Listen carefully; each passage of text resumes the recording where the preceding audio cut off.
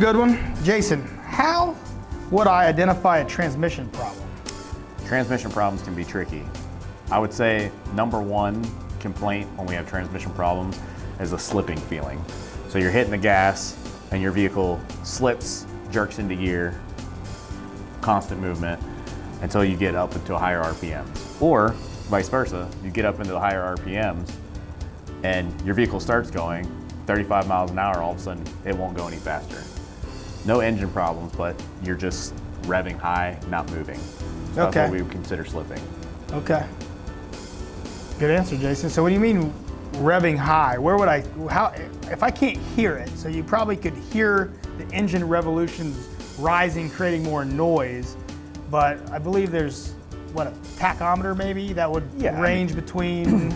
If you can't hear it, which you should hear an audible sound, but if you can't, or your music is playing, and you see your tachometer sitting at 7,000 RPMs, you know something's going on. So you should have a consistent speed to RPM ratio as your vehicle moves. Outstanding. Thank you for the information.